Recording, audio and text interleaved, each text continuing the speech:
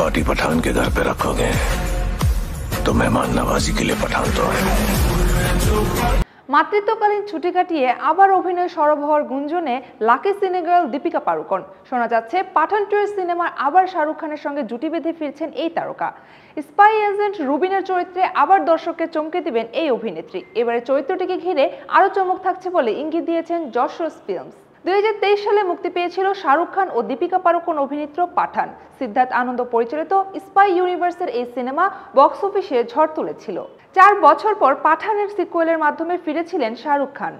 এতদিন ধরে পাঠান সিনেমার সিকুয়েলের অপেক্ষায় আছেন সিনেমা প্রেমীরা। তাদের জন্য সুখবর নিয়ে এলো যশরাজ ফিল্মস। কিং ছবির শুটিং শেষ করার পর পাঠান 2 এর শুটিং শুরু করবেন শাহরুখ খান। দীর্ঘদিন পর দীপিকাকে বড় পর্দায় নতুন রূপে দেখার জন্য মুখিয়ে আছেন তার অনুরাগীরা। কিং ছবির শুটিং শেষ করার পর পাঠান 2 এর শুটিং শুরু করবেন শাহরুখ খান। দীর্ঘদিন পর দীপিকাকে বড় পর্দায় নতুন রূপে দেখার জন্য মুখিয়ে আছেন তার অনুরাগীরা।